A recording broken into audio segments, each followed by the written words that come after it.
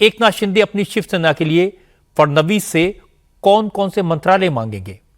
इन सारे सवालों के जवाब कल तय होंगे जब देवेंद्र फडणवीस, एकनाथ शिंदे और अजित पवार दिल्ली आकर अमित शाह से मुलाकात करेंगे। सरकार के गठन की बारीकियों पर फैसला होगा। इन सब पर चर्चा करेंगे। शुरुआत करते हैं एकनाथ शिंदे की बात से। पिछले 3 दिन से लगातार चर्चा चल रही थी। एकनाथ शिंदे मुख्यमंत्री बनने की जिद पर अड़े हुए हैं और बीजेपी फैसला कर चुकी है कि देवेंद्र फडणवीस चीफ मिनिस्टर बनेंगे, इसलिए सरकार का गठन रुका हुआ था। लेकिन आज एकनाथ शिंदे सामने आए, सारी स्थिति साफ कर दी। शिंदे ने कहा वो नाराज नहीं है, न वो कहीं गायब हुए थे। उन्होंने बताया कल प्रधानमंत्री मोदी और अमित शाह से उनकी फोन पर बात हुई और उन्होंने दोनों नेताओं से साफ साफ कहा कि महाराष्ट्र के अगले मुख्यमंत्री का नाम वो तय कर लें। बीजेपी जिसे चाहे चीफ मिनिस्टर बनाए, शिवसेना उसे समर्थन देगी। वो किसी भी हालत में महाराष्ट्र की नई सरकार के रास्ते का स्पीड ब्रेकर नहीं बनेंगे। ये 2-4 रोज से ऐसी चर्चाएं है, कोई नाराज है, कोई बैठा है घर में।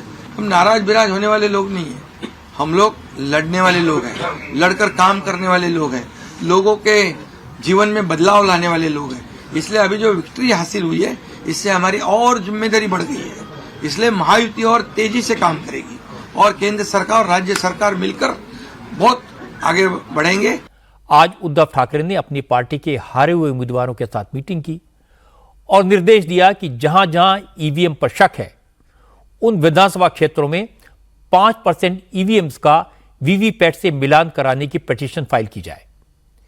क्योंकि नियम यह है कि काउंटिंग के 5 दिन बाद तक किसी भी असेंबली सेगमेंट में कोई उम्मीदवार वोटिंग मशीनों के रिजल्ट को वीवीपैट से मैच कराने की गुजारिश कर सकता है।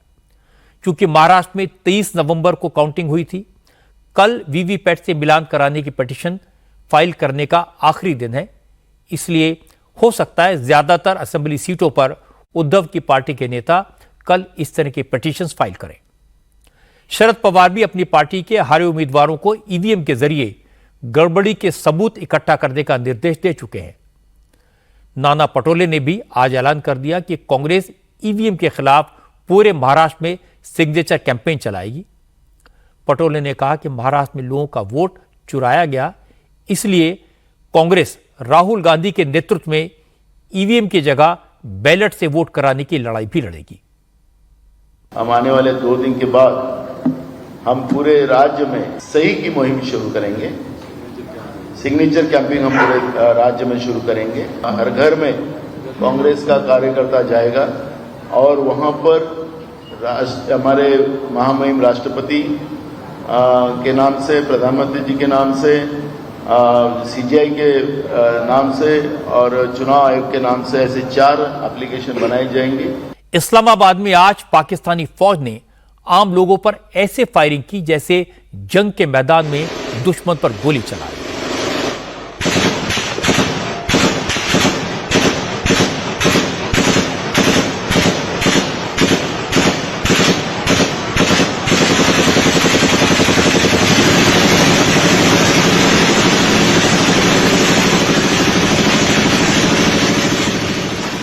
इस्लामाबाद में इमरान खान के सपोर्टर्स पर फायरिंग के लिए मशीन गन्स का इस्तेमाल किया गया। फौज की फायरिंग में कितने मरे, कितने घायल हुए, इसकी कोई फिक्र नहीं है, किसी को नहीं पता।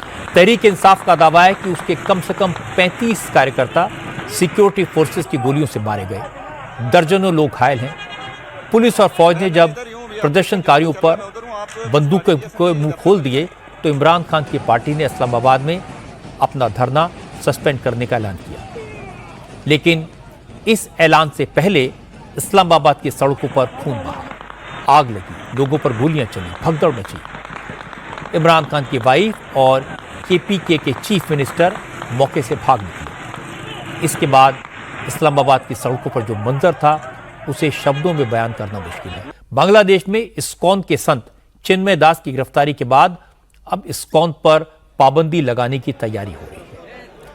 कट्टरपंथी इस्कॉन के मेंबर्स को जान से मारने की धमकियां दे रहे हैं।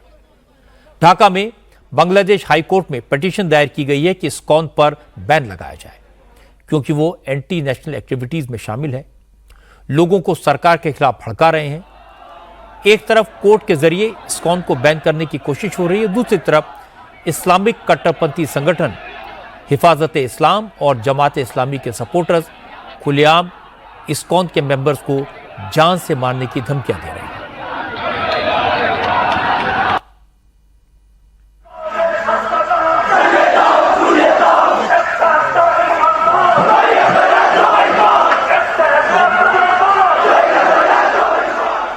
आज इस्कॉन की तरफ से एक बयान जारी किया गया। इस्कॉन ने कहा कि बांग्लादेश में हिंदू और बौद्ध माइनॉरिटीज को लगातार टारगेट किया जा रहा है। अब बात संभल की, जहां अभी भी तनाव है और पुलिस का एक्शन थोड़ा तेज हो गया है।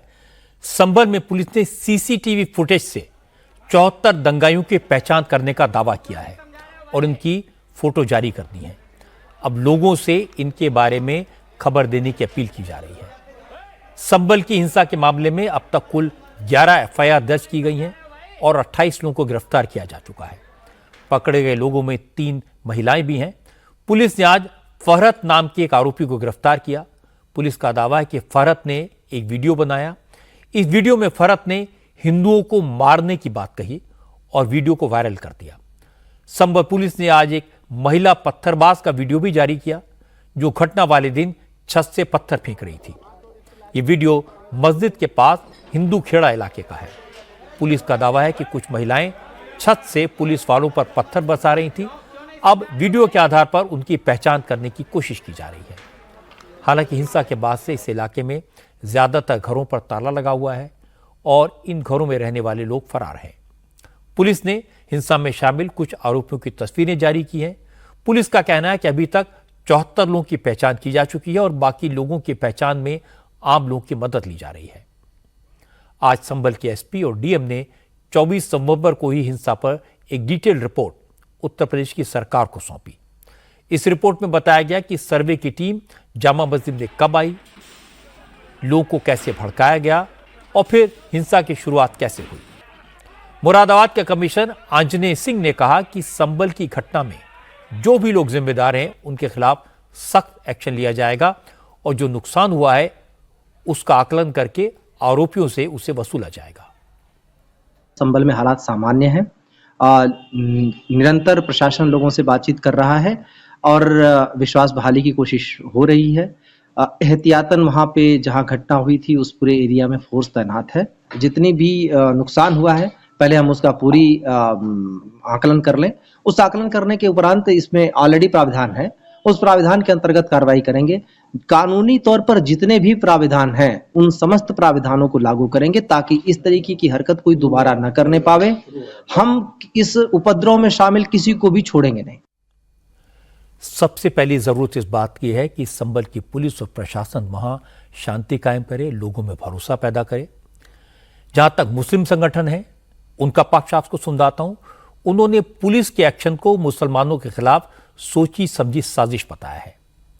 जमीयत उलमा हिंद के अध्यक्ष मौलाना महमूद मदनी ने कहा पुलिस ने जो कुछ किया वो सामने है। मदनी ने कहा मुसलमानों को सबसे ज्यादा उम्मीद कोर्ट से होती है, लेकिन अब अदालतों में भी मुसलमानों के साथ नाइंसाफी हो रही है। अदालत बेईमानी कर रही है। खाली इंसाफ की बात तो ठीक है, ये शिकवा तो बहुत सारे लोगों को हो सकता है। और अब मैं आपको बताता हूं हमारी फौज के बहादुर जवानों के एक कमाल के बारे में। हमारे वीर जवानों ने दुनिया के सबसे ऊंचे बैटलफील्ड सियाचिन में अब इंटरनेट पहुंचा दिया है। सियाचिन अब ऑप्टिकल फाइबर नेटवर्क से कनेक्ट हो गया है। लद्दाख में 17,000 फीट की ऊंचाई पर बने आर्मी बेस दौलत बेग ओल्डी में अब ऑप्टिकल फाइबर के जरिए हर मौसम में इंटरनेट की कनेक्टिविटी मिलेगी। इंडियन आर्मी के जवानों ने 20,000 फीट की ऊंचाई पर स्थित सियाचिन ग्लेशियर तक ऑप्टिकल फाइबर की केबल बिछा दी है। भयंकर मौसम में कई फीट बर्फ की मोटी परत के बीच सेना के फायर एंड फ्यूरी कोर के बहादुर जवानों ने सारी मुश्किलों को पार करके ऑप्टिकल फाइबर सियाचिन और दौलत बेग ओल्डी तक बिछा दी। फायर एंड फ्यूरी कोर ने ऑप्टिकल फाइबर केबल बिछाने का जो वीडियो शेयर किया है, इसमें सेना के जवान बेहद खराब मौसम में कई फीट बर्फ को हटाकर केबल बिछाते दिखाई दे रहे हैं। वीडियो में ये जवान कभी ऊंची चोटियों पर तो कभी हिमालय की बेहद खतरनाक ढलानों पर काम करते हुए आपको दिखाई देंगे। दौलत बेग ओल्डी में सेना का बेहद इंपॉर्टेंट आर्मी बेस है जो काराकोरम के पास बेहद करीब है। दौलत बेग ओल्डी में एक एयर स्ट्रिप भी है जो दुनिया का सबसे ऊंचा एयर स्ट्रिप है और दौलत बेग ओल्डी और सियाचिन ग्लेशियर में तैनात जवानों के साथ हर मौसम में संपर्क बना रहेगा। हमारे जवानों के इस जज्बे को सलाम।